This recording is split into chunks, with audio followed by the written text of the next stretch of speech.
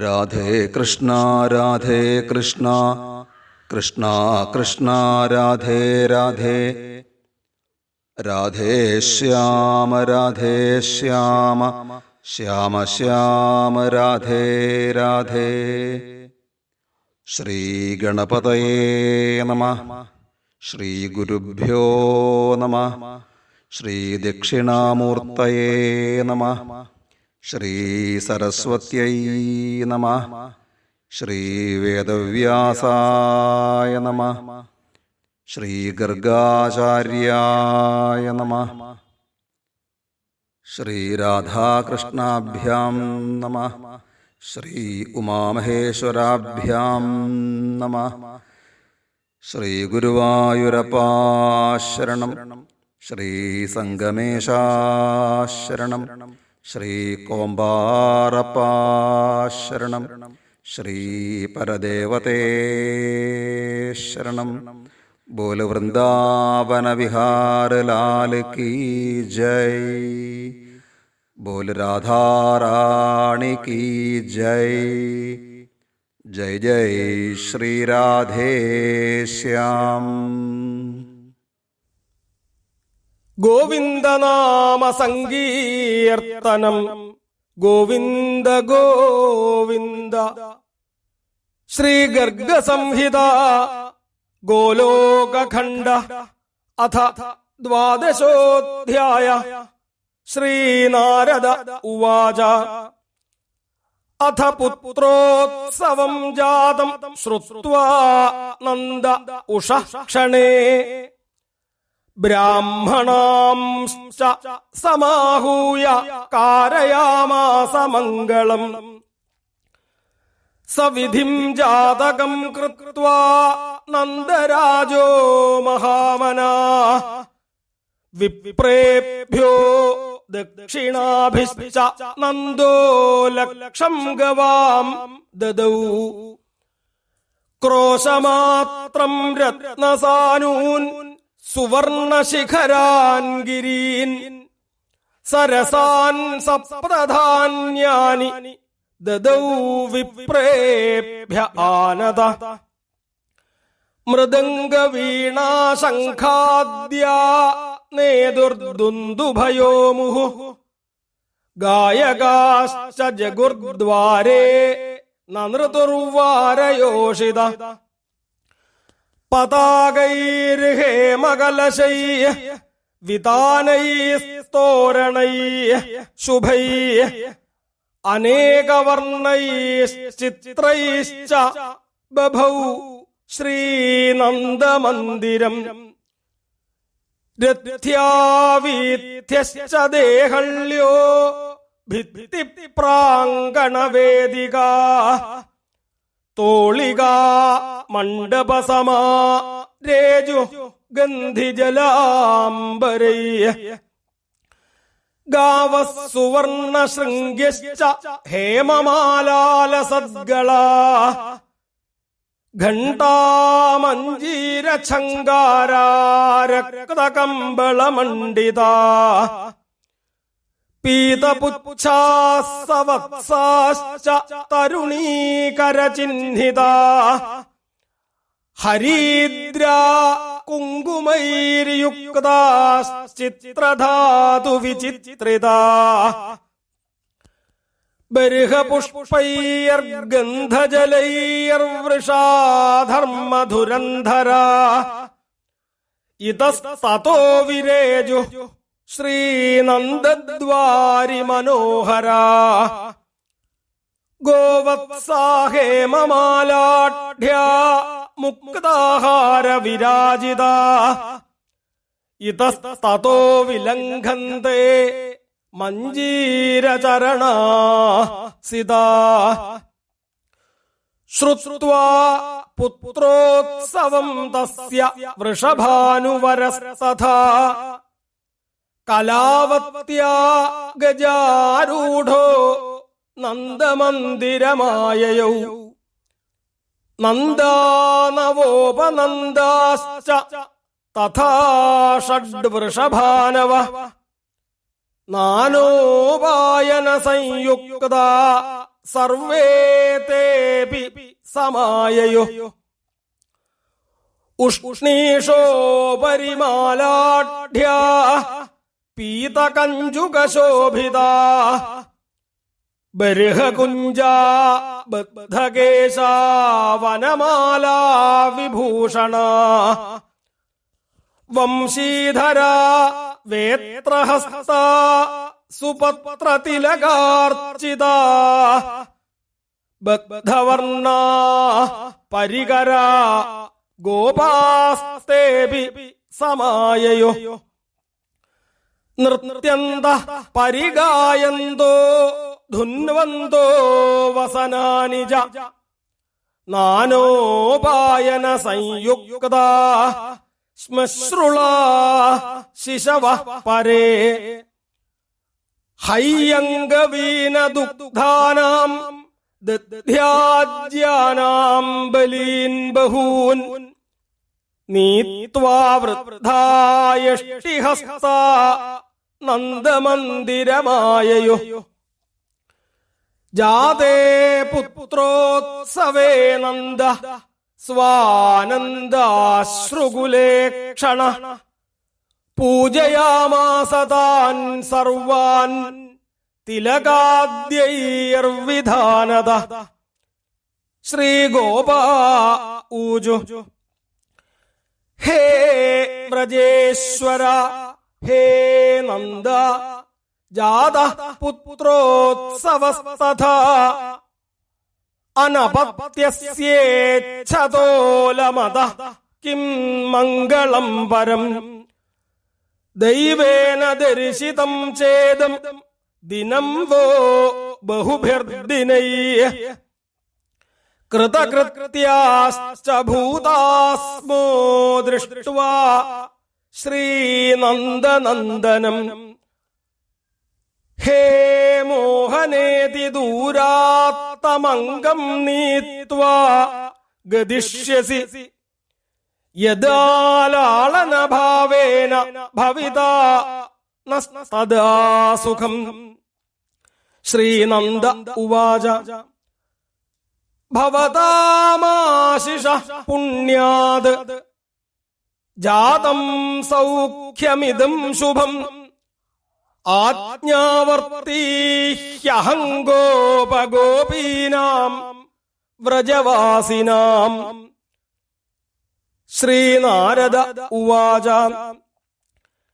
ശ്രീനന്ദരാജസുത സംഭവമദ്ഭുതം ച ശ്രുത്വാ വിസൃജ്യ ഗൃഹകർമ്മ തദൈവ ഗോപ്യ തൂർണം യയുഃ സബലയോർവ്രജരാജഗേഹാനുദ്യത് പ്രമോദ പരിപൂരിത ഹൃന്മനോംഗാ ആനന്ദമന്ദിരപുരാത് സ്വഗൃഹാദ്വ്രജന്ത്യഃ സർവാ ഇതസ്തത ഉതത്വരമാവ്രജന്ത്യഃ യാനശ്ലഥദ്വസനഭൂഷണകേശബന്ധാ രേജുർനരേന്ദ്ര പഥിഭൂപരിമുക്തമുക്താ ഝങ്കാരനൂപുരനവാംഗദഹേമചീര മഞ്ജീരഹാരമണികുണ്ടലമേഖലാഭി ശ്രീകണ്ഠസൂത്രഭുജകങ്കണബിന്ദുഗാഭി പൂർണേന്ദുമണ്ഡലനവദ്യുതിഭിർവിരേജു ശ്രീരാജികാലവണരാത്രിവിശേഷചൂർണൈഃ ഗോധൂമസർഷപയവൈഃ കരലാളനൈശ്ച ഉത്താര്യബാലകമുഖോപരി ചാശിഷസ്താ സർവാദദുർനൃപ ജഗദുര്യശോദാം ഗോപ്യ ഊജു സാധു സാധു യശോദേതേ ദിഷ്ട്യാ ദിഷ്ട്യാ വ്രജേശ്വരി ധന്യാ ധന്യാ പരാ കുക്ഷിരിയയായം ജനിതസുത ഇച്ഛായുക്തം കൃതം തേ വൈ ദേവേന ബഹുകാലത രക്ഷബാലം പത്മനേത്രം സുസ്മിതം ശ്യാമസുന്ദരം. ശ്രീയശോദോവാച ഭവദീയദയാശീഭിർജാതം സൗഖ്യം പരം ച മേ ഭവതീനാമപി പരം ദിഷ്ട്യാ ഭൂയാദതഃ പരം. ഹേ രോഹിണി മഹാബുദ്ധേ പൂജനന്തു വ്രജൗകസാം ആഗതാനാം സത്കുലാനാം യഥേഷ്ടം ഹീപ്സിതം കുരു. ശ്രീനാരദ ഉവാച രോഹിണീ രാജകന്യാപി തത്കരൗ ദാനശീലിനൗ തത്രാപി നോദിതാദാനേ ദദാവതി മഹാമനാ. ഗൗരവർണാ ദിവ്യവാസാ രത്നാഭരണഭൂഷിതാ വ്യചരദ്രോഹിണീ സാക്ഷാത് പൂജയന്തി വ്രജൗകസാം. പരിപൂർണതമഃ സാക്ഷാത് ശ്രീകൃഷ്ണേ വ്രജമാഗതേ നദത്സു നരതൂര്യേഷു ജയധ്വനിരഭൂന്മഹാൻ. ദധിക്ഷീരഘൃതൈർഗോപാ ഗോപ്യോ ഹയ്യംഗവൈർണവൈ ശിഷിചുർഹർഷിതാസ്തത്ര ജഗുരുച്ചൈ പരസ്പരം. ബഹിരന്തഃപുരേ ജാതേ സർവതോ ദധികർദ്ദമേ വൃദ്ധാശ്ച സ്ഥൂലദേഹാശ്ച പേതുഃ ഹാസ്യം കൃതം പരൈഃ. സൂതാഃ പൗരാണികാഃ പ്രോക്താഃ മാഗധാ വംശശംസകാഃ വന്ദിനസ്ത്വമലപ്രജ്ഞാഃ പ്രസ്താവസദൃശോക്തയഃ. തേഭ്യോ നന്ദോ മഹാരാജ സഹസ്രം ഗാഃ പൃഥക് പൃഥക് വാസോലങ്കാരരത്നാനി ഹയേഭാനഖിലം ദദൗ. വന്ദിഭ്യോ മാഗധേഭ്യശ്ച സർവേഭ്യോ ബഹുലം ധനം വവർഷഘനവദ്ഗോപോ നന്ദരാജോ വ്രജേശ്വര. നിധിസിദ്ധിശ്ച വൃദ്ധിശ്ച ഭുക്തിമുക്തിർഗൃഹേ ഗൃഹേ വീഥ്യാം വീഥ്യാം ലുഠന്തീവ തദിച്ഛാ കസ്യചിന്നഹി. സനത്കുമാരഃ കപിലശുഗവ്യാസാദിഭിഃ സഹ ഹംസദത്തപുലസ്ത്യാദ്യൈർമയാ ബ്രഹ്മാ ജഗാമഃ.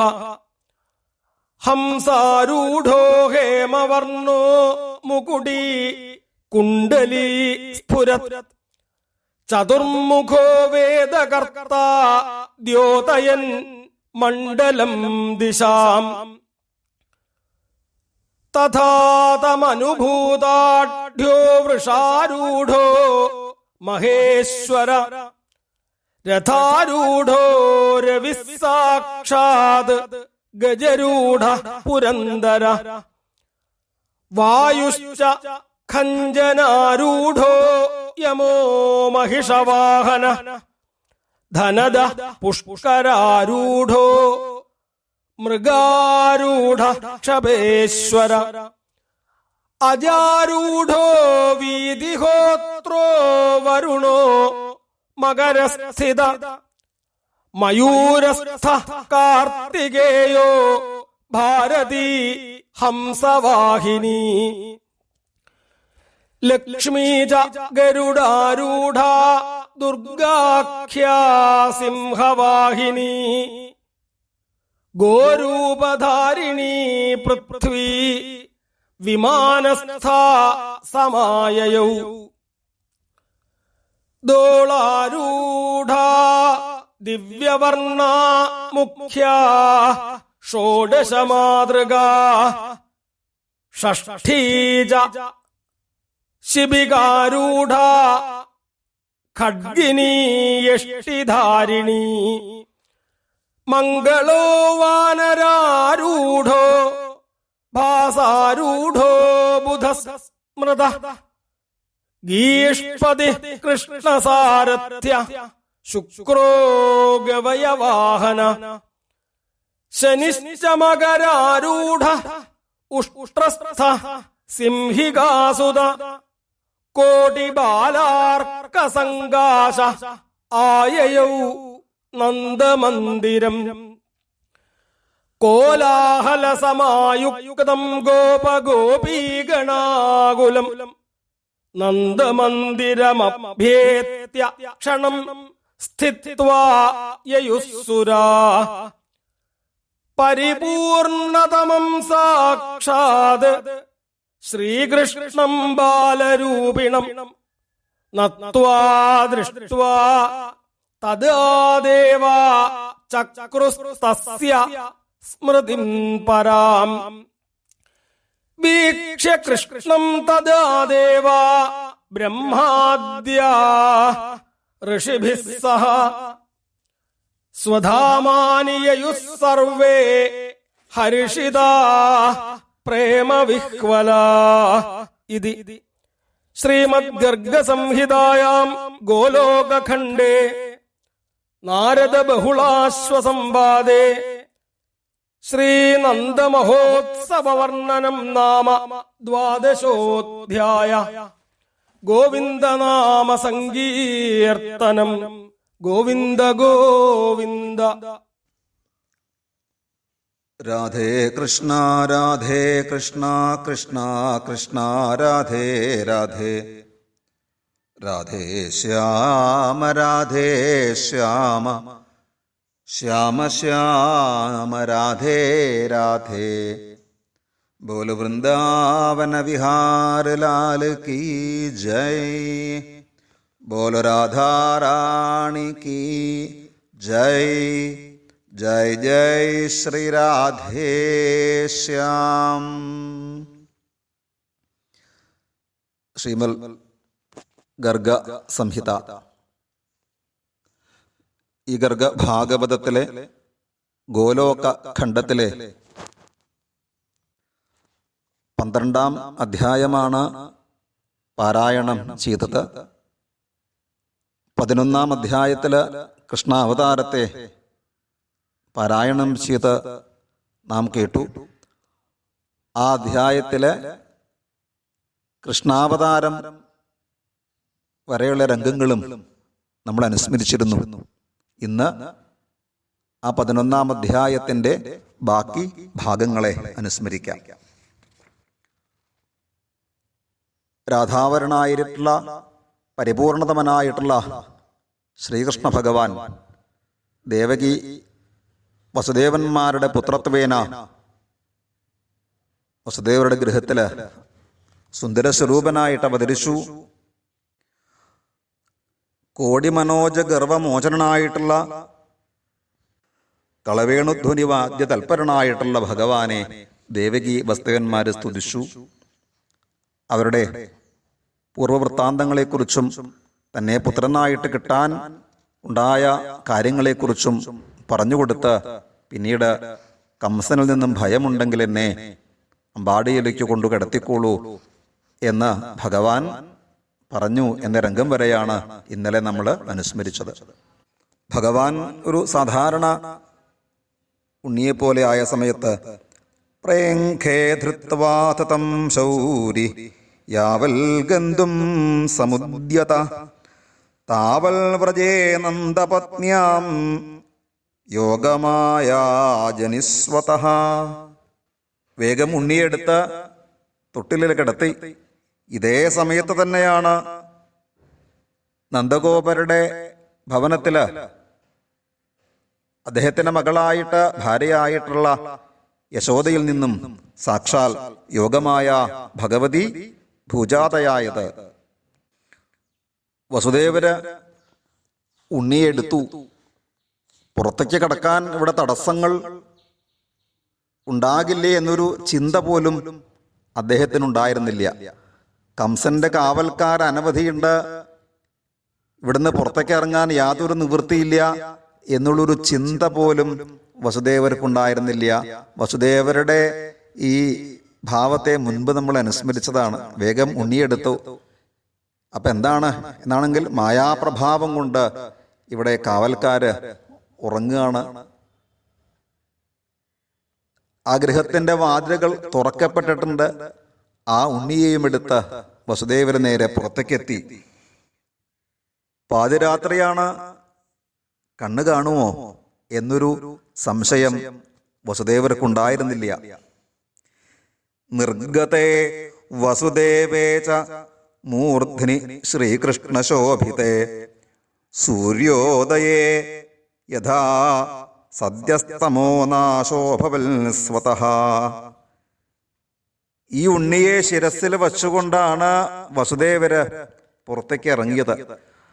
അങ്ങനെ ശ്രീകൃഷ്ണനെ ശിരസിൽ വച്ച വസുദേവര് പുറത്തേക്ക് ഇറങ്ങിയപ്പോഴേക്കും എന്തായി എന്നാണെങ്കിൽ, ഇരുട്ട് മൂടിയിരിക്കുന്ന അവസരത്തിൽ സൂര്യൻ ഉദിച്ചാൽ എത്രണ്ടും പ്രകാശമുണ്ടാകുമോ അത്രയും പ്രകാശം വസുദേവർക്ക് തൻ്റെ ഉള്ളിലും തൻ്റെ പുറമേയും അനുഭവിക്കാനായിട്ട് സാധിച്ചു. അവതാര സമയം മുതലേ ചെറുതായിട്ടിങ്ങനെ മഴ പെയ്തുകൊണ്ടിരിക്കുന്നുണ്ടായിരുന്നു. അപ്പോഴെന്തായി? സഹസ്രവദനസ്വരാഡ് നിവാരയൻ ദീർഘഭണൈരാസാരം ശൗര്യമന്വഗാൽ. അനേകം ഭണങ്ങളുള്ളവനായിട്ടുള്ള ആദിശേഷൻ തൻ്റെ ഭണങ്ങള് വിടർത്തി മഴയെ തടഞ്ഞു നിർത്തിക്കൊണ്ട് വസുദേവരുടെ പിന്നാലെ തന്നെ പോയി. ഇവിടെ നമുക്ക് ഭാഗവതത്തിലെ കൃഷ്ണാവതാരവും ഗർഗ സംഹിതയിലെ കൃഷ്ണാവതാരവും തമ്മിൽ ഒന്ന് ചിന്തിക്കാം. വസുദേവരുടെ ഹൃദയത്തിലേക്ക് ഭഗവാൻ വന്നു, പിന്നീട് ദേവകിയിലേക്ക് വന്നു എന്നൊരു സൂചന ഇവിടെ നമ്മൾ ആദ്യം അനുസ്മരിച്ചു. ഭാഗവതത്തിലും വസുദേവരുടെ അതിനുശേഷമുള്ള ഭാവത്തെ വർണ്ണിക്കുന്നുണ്ട്. പിന്നെ ഇത് കേവലം ഒരു ജയിൽ അല്ലായിരുന്നു, ഒരു ഗൃഹമായിരുന്നു എന്നൊരു സൂചനയും ആദ്യം പറഞ്ഞു. അതിന് കാരണമാണ് വസുദേവര് ഉണ്ണിയെ നേരിടുത്ത് തൊട്ടിലിൽ കിടത്തിയെന്നാണ്. ജയിലാണെങ്കിൽ അവിടെ ഒരിക്കലും അവിടെ ഒരു തൊട്ടിലിന് സാധ്യതയില്ലല്ലോ. പിന്നീട് ഉണ്ണിയെ ശിരസിൽ വച്ച് കൊണ്ടുപോയി എന്നാണ്. ഇപ്പോ കൃഷ്ണ അവതാരം നിശീധേ തമ ഉദ്ഭൂതേ എന്ന് ഭാഗവതത്തിൽ പറയുന്നുണ്ട്. രാത്രിയാണ് കൃഷ്ണന്റെ അവതാരം എന്നാണ്. പക്ഷേ അവിടെ അർദ്ധരാത്രി എന്ന് പ്രത്യക്ഷമായി വ്യക്തമായി ശ്രീമദ് ഭാഗവതത്തില് പറയുന്നില്ല, കൃഷ്ണാവതാരം പറയുന്നിടത്ത്. പക്ഷേ ഈ അർദ്ധരാത്രിയാണ് കൃഷ്ണാവതാരം ഉണ്ടായത് എന്ന് ഭാഗവത രംഗത്ത് കൃഷ്ണാവതാരം വർണ്ണിക്കുമ്പോൾ വർണ്ണിക്കാറുമുണ്ട്. അപ്പോ അർദ്ധരാത്രി എന്ന് ശ്രീമദ് ഭാഗവതത്തില് പ്രത്യക്ഷമായി പറയുന്നില്ല എങ്കിൽ എവിടെ നിന്നാണ് ഈ അർദ്ധരാത്രി എന്ന് ഉറപ്പായത്? നിശീധേ രാത്രി എന്നെടുത്താൽ പോരെ? അല്ലെങ്കിൽ ഇവിടെ വേദവ്യാസർക്ക് അർദ്ധരാത്രി എന്ന് എടുത്ത് പറയാമായിരുന്നു. പക്ഷേ അങ്ങനെ അങ്ങോട്ട് വർണ്ണിച്ചിട്ടില്ല. എന്നാൽ ഈ ഗർഗസംഹിതയിൽ നിന്നാണ് അത് അർദ്ധരാത്രി എന്ന് പറയാൻ ഒരു ഉറപ്പ് കിട്ടിയത്. ഗർഗസംഹിതയിലെ അവതാരത്തിന് തൊട്ടുമുമ്പത്തെ ശ്ലോകത്തിൽ പറയുന്നുണ്ട്, കൃഷ്ണാഷ്ടമ്യാമർദ്ധരാത്രേ, അർദ്ധരാത്രിയിലാണ് അവിടുന്ന് അവതരിച്ചത് എന്ന് ഗർഗസംഹിതയിൽ എടുത്തു പറയുന്നുണ്ട്. അപ്പൊ നോക്കൂ, ഇതൊന്ന്. ഇനി മറ്റൊന്ന്, ശ്രീകൃഷ്ണനെ ശിരസിൽ വച്ചാണ് കൊണ്ടുപോയത് എന്നും ഭാഗവതത്തില് അത്ര വ്യക്തമായിട്ടൊന്നും പറയുന്നില്ല. പക്ഷെ ഭാഗവതം ഇത് വർണ്ണിക്കുന്ന സമയത്തും ശിരസിൽ വെച്ച് കൊണ്ടുപോയി എന്ന് നാം പറഞ്ഞു കേൾക്കാറുണ്ട്. അതുപോലെ തന്നെ വസുദേവരെ ഉണ്ണിയെ ശിരസിൽ വെച്ച് കൊണ്ടുപോകുന്ന രംഗവും ചിത്രീകരണത്തിലൂടെ നമ്മൾ പലരും കണ്ടിട്ടുണ്ടാവാം. ഒരിക്കൽ ഒരു സ്ഥലത്ത് സപ്താഹത്തിനിടയ്ക്ക് ഇത് പറഞ്ഞു, ശിരസിൽ വച്ച ഉണ്ണിയെ കൊണ്ടുപോയി എന്ന് പറഞ്ഞപ്പോൾ പ്രഭാഷണമൊക്കെ കഴിഞ്ഞപ്പോൾ ഒരാൾ ചോദിച്ചു, ഭാഗവതത്തിൽ അങ്ങനെ പറയുന്നുണ്ടോ? ചോദിക്കാൻ കാരണം വേറൊന്നുമില്ല, ഇപ്പം അങ്ങോട്ട് ജനിച്ച ഒരു ഉണ്ണിയെ ആരെങ്കിലും തലയിലിങ്ങനെ പൊക്കി വെച്ച് കൊണ്ടുപോവോ? രണ്ട് കൈകൾ എടുത്തുകൊണ്ട് അല്ലെങ്കിൽ മാറോട് ചേർത്തിട്ടല്ലേ കൊണ്ടുപോയിട്ടുണ്ടാവുക എന്ന് ചോദിച്ചപ്പോൾ പറഞ്ഞു, അല്ല, ഇങ്ങനെ പറഞ്ഞ് കേട്ട് പരിചയമായതുകൊണ്ട് അങ്ങനെ പറഞ്ഞു എന്നേ ഉള്ളൂ പറഞ്ഞു. പിന്നെ ഈ ഗർഗാ സംഹിത കിട്ടിയപ്പോഴാണ് ഇത് വ്യക്തമായത്. അപ്പൊ ആദ്യം പറഞ്ഞാലുള്ള വാക്ക് കേട്ടപ്പോൾ ആലോചിക്കുകയും ചെയ്തു. എന്നാൽ ഈ വസുദേവര ഉണ്ണിയെ ശിരസിൽ വെച്ച് കൊണ്ടുപോകുന്ന അനവധി ചിത്രങ്ങൾ കണ്ടിട്ടുണ്ടല്ലോ. അപ്പൊ എന്താ അതിന് കാരണം? ഭാഗവത്തിൽ പ്രത്യക്ഷമായിട്ട് അങ്ങനെയൊന്നും പറഞ്ഞിട്ടുമില്ല.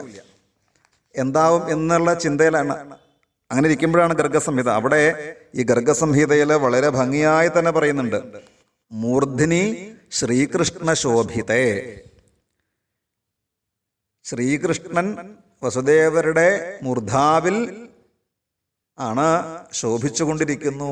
ആ ഒരു പ്രകാശം കൊണ്ട് വസുദേവർക്ക് ആ ഇരുട്ട് എന്നുള്ളത് ഒരിക്കലും തടസ്സമായില്ല എന്നുള്ളതാണ്.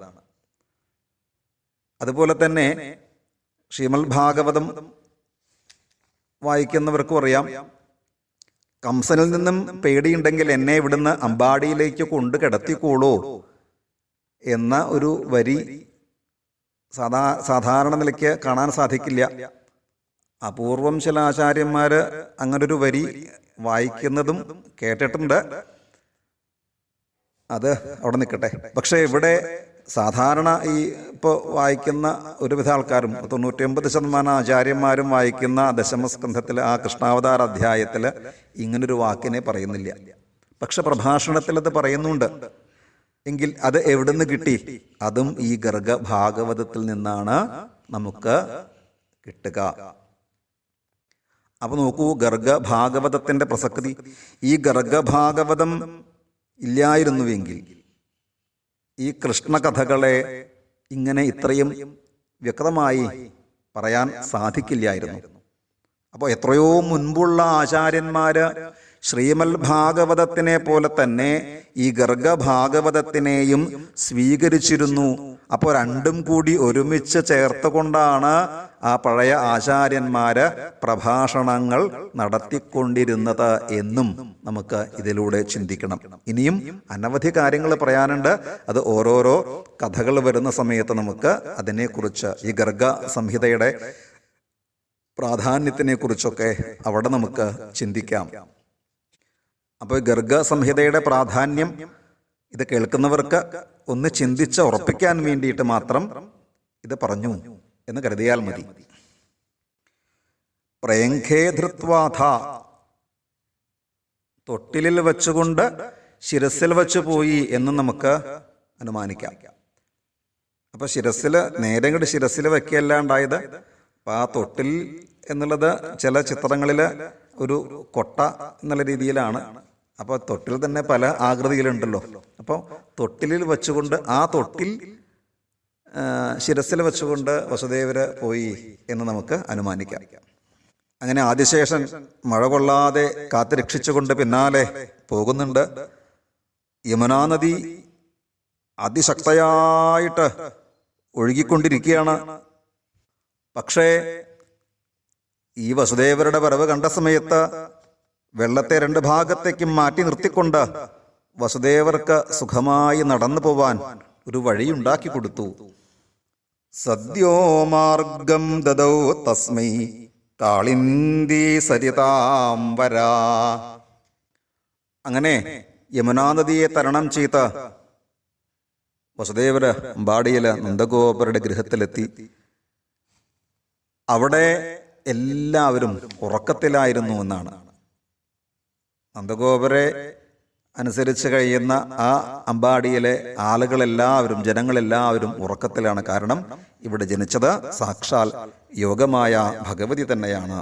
ആ മായാപ്രഭാവമാണ് ഇവരുടെ എല്ലാവരുടെയും ഉറക്കത്തിന് കാരണം. ശിശും യശോദാശയനേ നിധായ, ഉണ്ണിയെ ഇവിടെ കെടുത്തി എന്ന് മാത്രമല്ല, തൽ സുതാം സമുപാദായ, ആ പെൺകുട്ടിയെ എടുത്തുകൊണ്ട് നേരെ വസുദേവര് സ്വന്തം വാസസ്ഥാനത്തേക്ക് തിരിച്ചു വന്നു. ഇവിടെ എത്തി ഒട്ടും താമസിയാതെ ഈ പെൺകുട്ടി കരയാൻ ആരംഭിച്ചു. ഇത് കേട്ട് ഞെട്ടി ഉണർന്ന കാവൽക്കാരെ പറഞ്ഞ അറിവിൻ പ്രകാരം കംസൻ ഓടി അവിടെ വന്നു. ആ സമയത്ത് ദേവകീദേവി അതിദീനയായിട്ട് കംസനോട് പറഞ്ഞു, ദീനന്മാരോട് എന്തെന്നില്ലാത്ത വാത്സല്യമുള്ള ഒരാളാണ് അങ്ങ് എന്ന് എനിക്കറിയാം. അവർക്ക് അഭയം നൽകുന്നവനുമാണ് അങ്ങ്. മുൻപ് പൂതനയുടെ കഥ തന്നെ നമുക്ക് ഒന്ന് ഓർത്താൽ മതിയില്ലേ? ഇങ്ങനെ എത്രയോ ആളുകളോട് അനുകമ്പ കാണിച്ചിട്ടുള്ള ഒരാളാണ് ആരാ? ഈ കംസൻ. എന്നിട്ടും സഹോദരിയായിട്ടുള്ള എന്നെ അങ്ങ് ഈ കാരാഗൃഹത്തിൽ അടച്ചില്ലേ?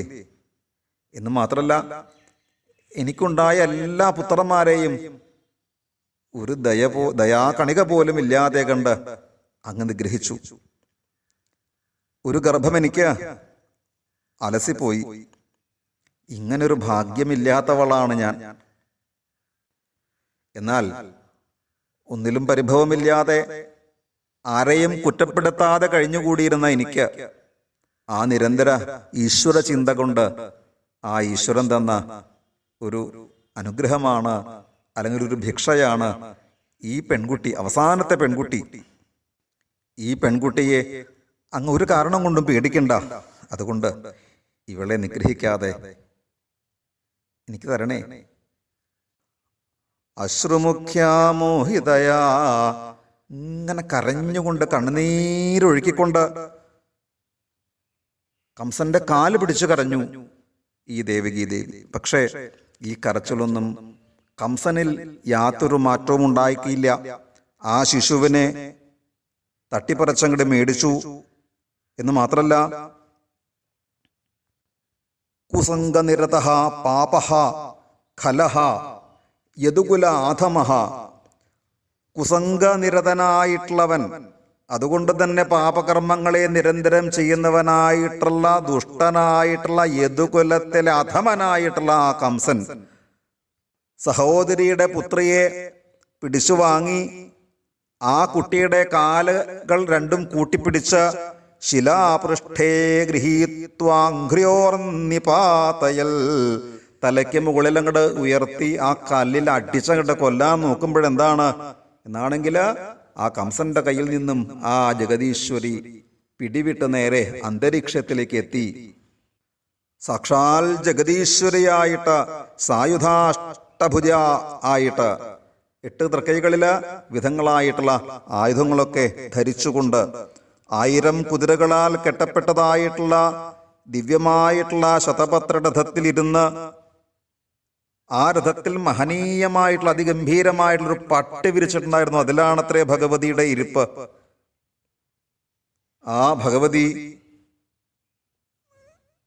മേഘഗർജനം പോലെയുള്ള സ്വരത്തിൽ കംസനോട് പറഞ്ഞു, നിന്നെ കൊല്ലാൻ വരുന്നവൻ അഥവാ വന്നവൻ പരിപൂർണതമനായിട്ടുള്ള പരമാത്മാവായിട്ടുള്ള സാക്ഷാൽ ശ്രീകൃഷ്ണ ഭഗവാൻ തന്നെയാണ്. പരിപൂർണതമ സാക്ഷാൽ ശ്രീകൃഷ്ണോ ഭഗവാൻ സ്വയം. ആ കൃഷ്ണൻ അവതരിച്ചു കഴിഞ്ഞു. ആ കൃഷ്ണൻ എവിടെയാണെന്ന് നീ അന്വേഷിച്ച് കണ്ടുപിടിക്കുക. കാരണം ആവശ്യം നിന്റെയാ. വെറുതെ ഈ ദേവിയെ നീ ഉപദ്രവിക്കരുത് എന്നൊക്കെ പറഞ്ഞ് ആ ജഗദീശ്വരി അവിടുന്ന് അപ്രത്യക്ഷയായി നേരെ വിന്ധ്യാചലേ ഗിരൗ, നേരെ വിന്ധ്യാചലത്തിലേക്ക്, വിന്ധ്യപർവ്വതത്തിലേക്ക് അമ്മ പോയി. എന്ന് മാത്രമല്ല, പിന്നീട് ബഹുനാമാ ബഭൂവഹ, അനവധി നാമങ്ങളിൽ ആ അമ്മ അറിയപ്പെടുന്നു. ഇന്നും ഈ ഉത്തർപ്രദേശിൽ പോയാൽ മധുര നമുക്ക് കാണാം. ആ മധുരയിലെ ശ്രീകൃഷ്ണന്റെ ജന്മസ്ഥലം, അതുപോലെ തന്നെ യോഗമായ ഭഗവതി സായുധാഷ്ട മഹാഭുജ എന്ന ഭാവത്തില് പ്രത്യക്ഷപ്പെട്ട സ്ഥലമൊക്കെ ഇന്നും നമുക്ക് അവിടെ പോയാൽ കാണാനായിട്ട് സാധിക്കും.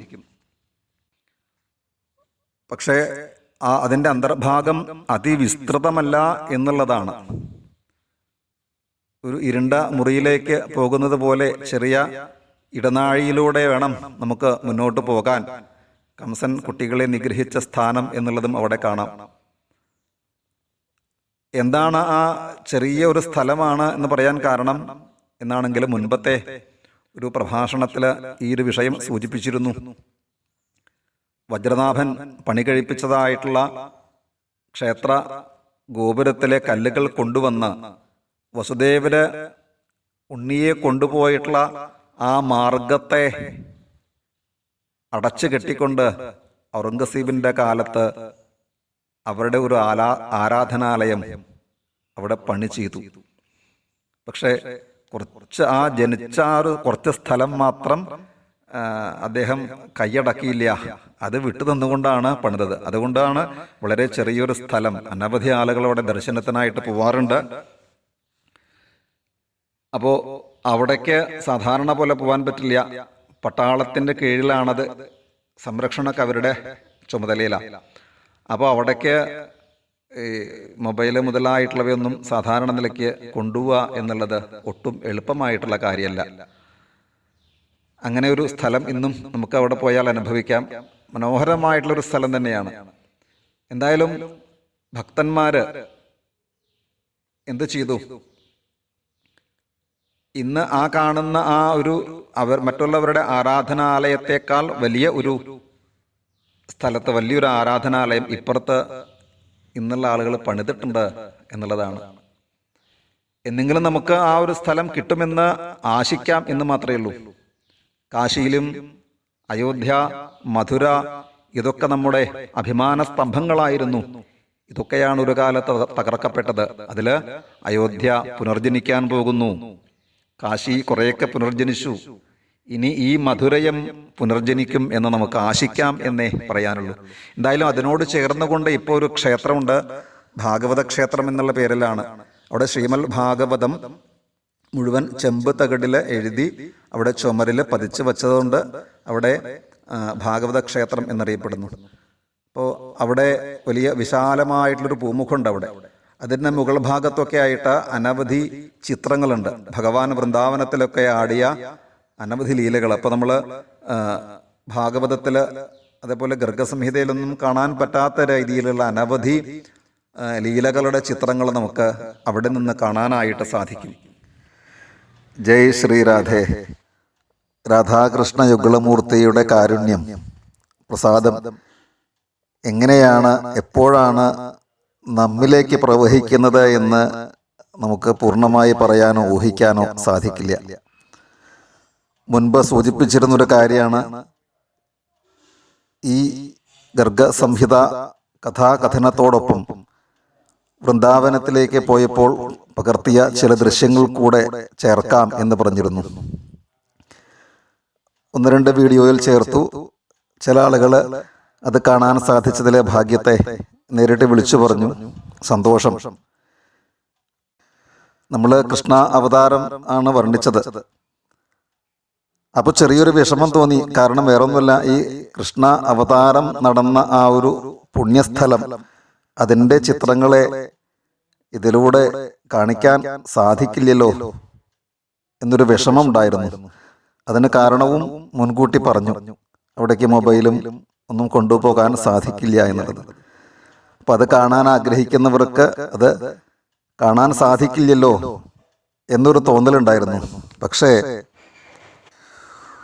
ഒരു ഫേസ്ബുക്ക് പേജിൽ കൃഷ്ണ ജന്മസ്ഥാനത്തിനെ കാണിക്കുന്ന ഒരു ചെറിയ ഒരു വീഡിയോ കണ്ടു. അവരുമായി ബന്ധപ്പെട്ട സമയത്ത് യാതൊരു മടിയും കൂടാതെ അത് അവർ അയച്ചു തന്നു. അത് ഈ വീഡിയോയിൽ ചേർക്കുകയാണ്. നേരത്തെ പറഞ്ഞ ആ ഇടുങ്ങിയ വഴിയും ഒക്കെയുള്ള കാരാഗ്രഹം എന്നുള്ളത്, ആ രംഗങ്ങൾ നമുക്ക് കാണാം.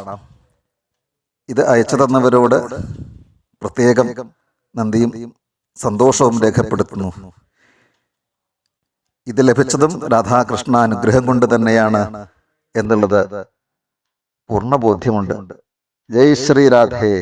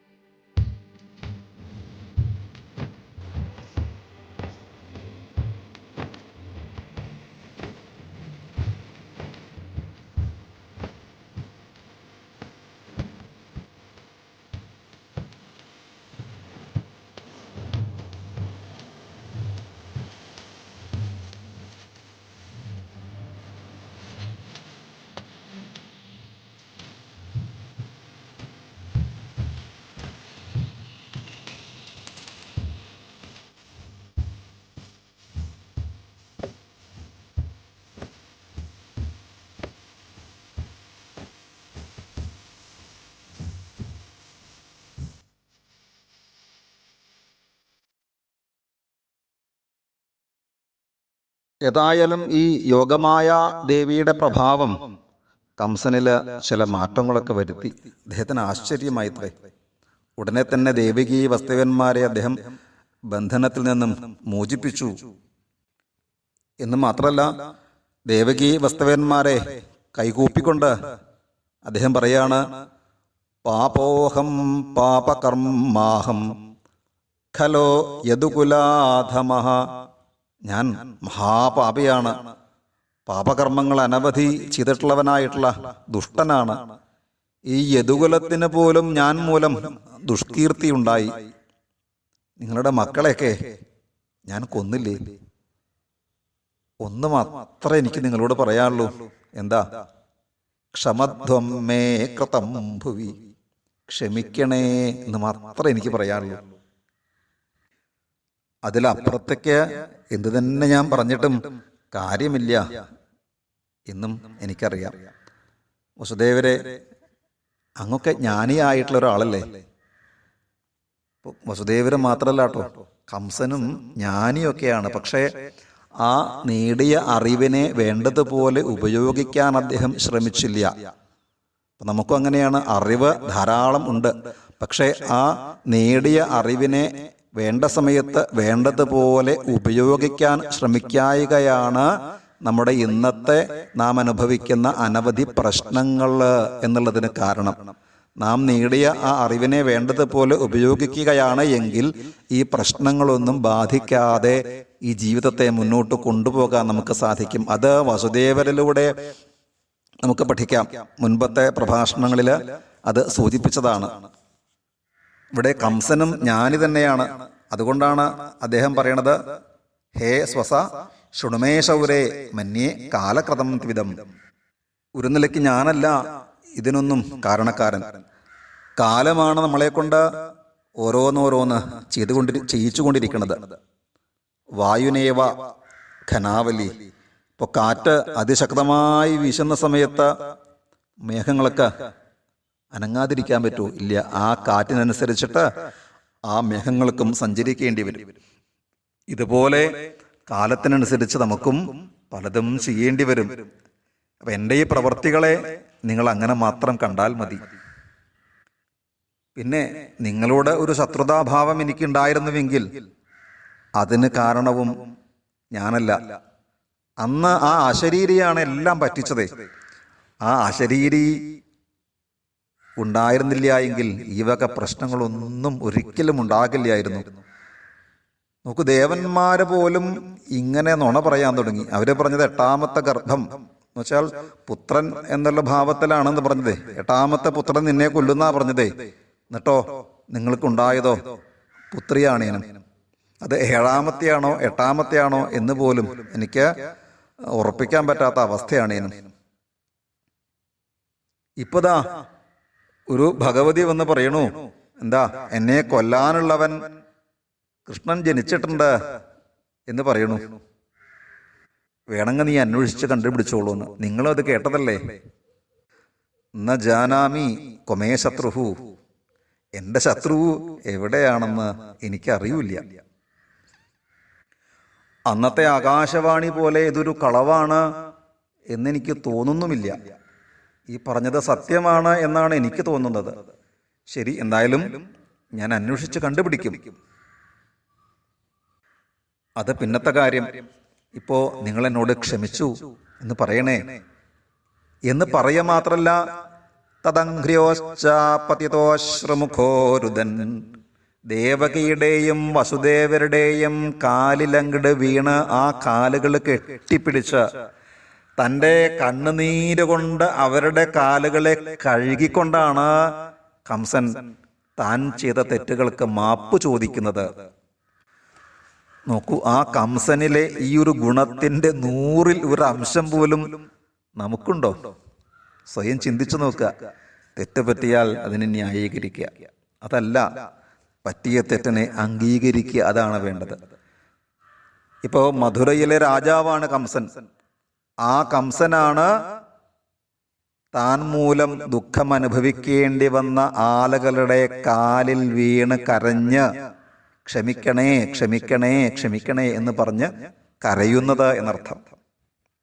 പിന്നീട് കംസൻ ഇവരോട് രണ്ടുപേരോടും വളരെ സൗഹൃദമായിട്ടാണ് പെരുമാറിയത്. നോക്കൂ, കൃഷ്ണ അനുഗ്രഹം തന്നെയാണ്. ആ കൃഷ്ണൻ മകനായി ജനിച്ചതുകൊണ്ട് എന്തായി?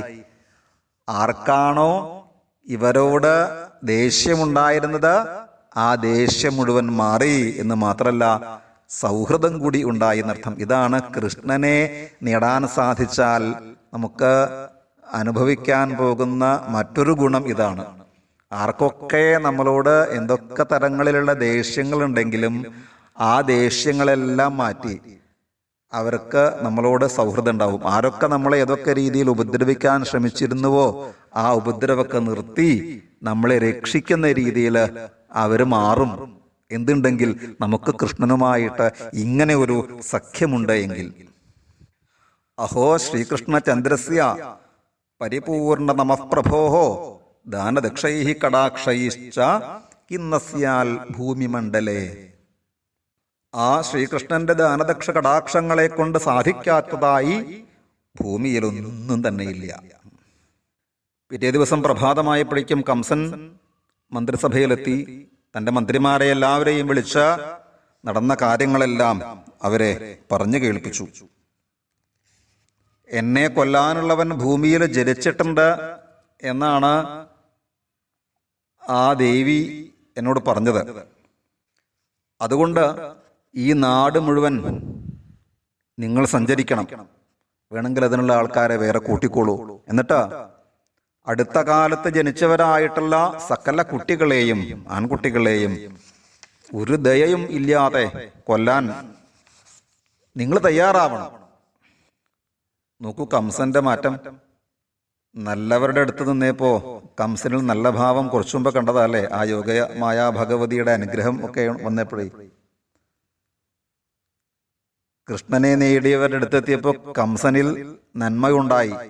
പക്ഷേ ഈ ദുഷ്ടന്മാരുമായിട്ടുള്ള സംഘം വന്നപ്പോഴെന്താ? കംസനിൽ വീണ്ടും തിന്മ എന്ന ഭാവമാണ് പുറത്തേക്ക് വന്നത്. അപ്പം അതുകൊണ്ട് നമ്മുടെ സംഘം നല്ല നല്ല ആളുകളുമായിട്ട് ആക്കാൻ ശ്രമിക്കുക. അല്ലാത്തവരുമായി സംഘമുണ്ടായാൽ നമ്മുടെ മനസ്സിലെ ചിന്താഗതികൾ വിപരീതമായി തീരും. ഒന്ന് മനസ്സിരുത്തിക്കോളൂ എന്ന് പറയുകയാണ് നമ്മളോട് ഈ ഒരു രംഗത്തിലൂടെ. കംസന്റെ ഭടന്മാരായിട്ടുള്ള അല്ലെങ്കിൽ ഭൃത്യന്മാരായ മന്ത്രിമാരായ അവരെല്ലാവരും കൂടി ചേർന്ന് പറയാൻ തുടങ്ങി, അങ്ങ് ഒന്നുകൊണ്ടും പേടിക്കേണ്ട കാര്യമില്ല. അങ്ങയുടെ വില്ലിന്റെ ഞാണൊലി കേട്ടപ്പോഴേ പണ്ട് ദേവന്മാര് കിടകിടാ വിറച്ചതല്ലേ. അപ്പൊ അങ്ങനെയുള്ള അങ്ങ് എന്തിനാണ് ഈ ദേവന്മാരെ ഒരു ആവശ്യമില്ലാണ്ട് ഭയപ്പെടുന്നത്?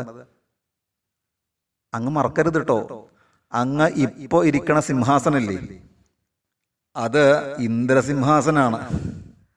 അപ്പൊ അത്രയും ശക്തനാണ് അങ്ങ്. ഇനിയിപ്പോ വിഷ്ണുവാണ് അങ്ങയെ കൊല്ലാൻ വന്നതെന്ന് വെച്ചാൽ അതിനും പേടിക്കേണ്ട കാര്യമൊന്നുമില്ല. ഈ വിഷ്ണുവിന് ശക്തി കിട്ടാൻ ഉള്ള ചില പ്രയോഗങ്ങൾ ചില ആളുകൾ ഭൂമിയിൽ ചെയ്യുന്നുണ്ട്.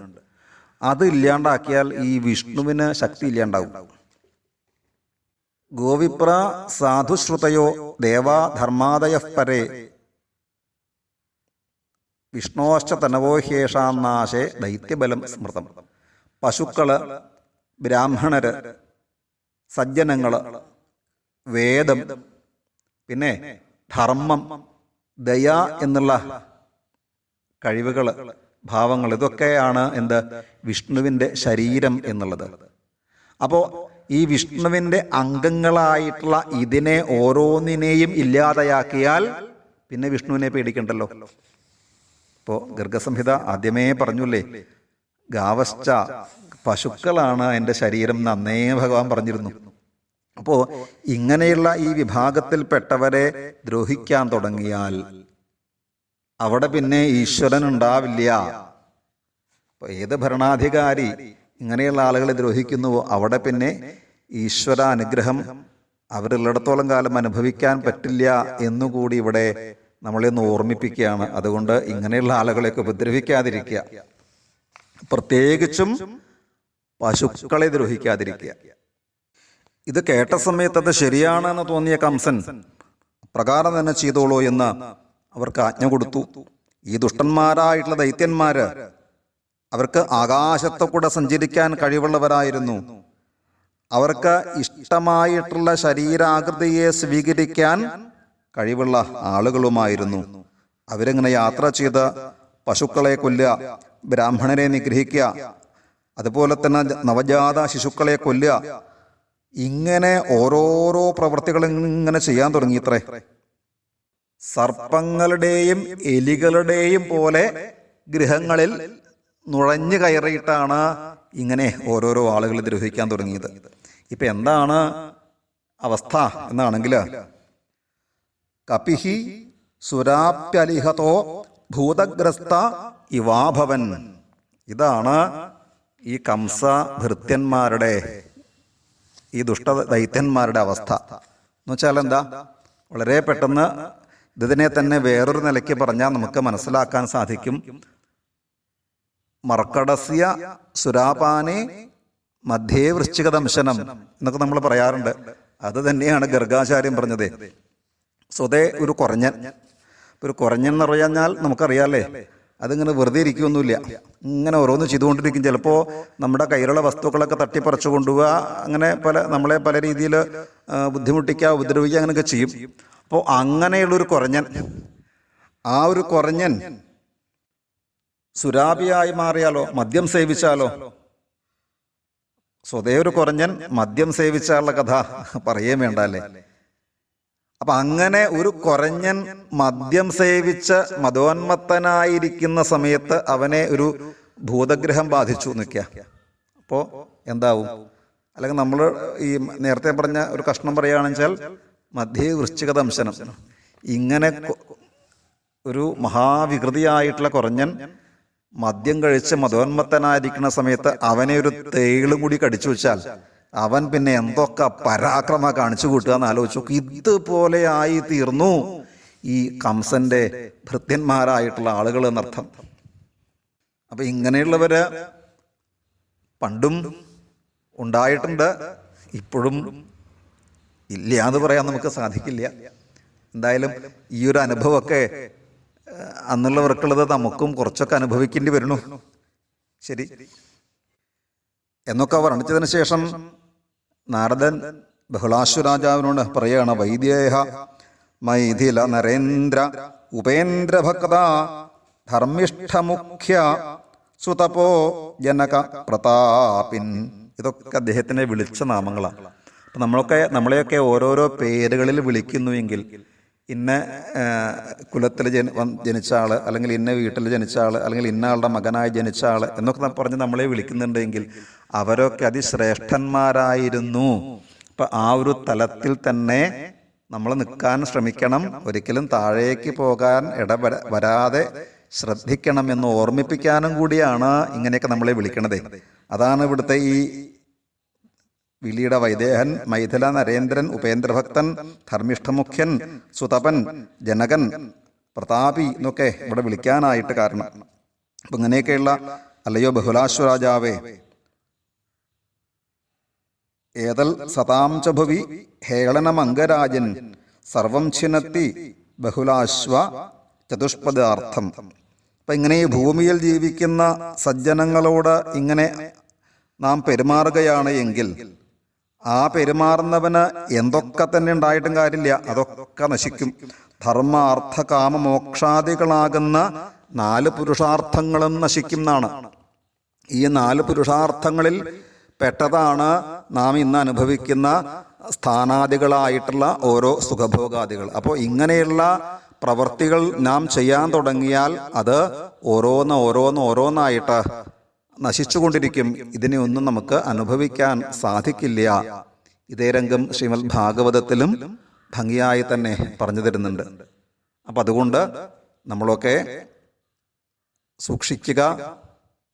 നമ്മളിലുള്ള പുണ്യത്തെ വർദ്ധിപ്പിക്കാൻ, ശ്രീകൃഷ്ണ പ്രേമത്തെ വർദ്ധിപ്പിക്കാൻ ഉതകുന്ന രീതിയിലുള്ള സജ്ജന സംസർഗങ്ങളിൽ ഏർപ്പെടാൻ ശ്രമിക്കുക.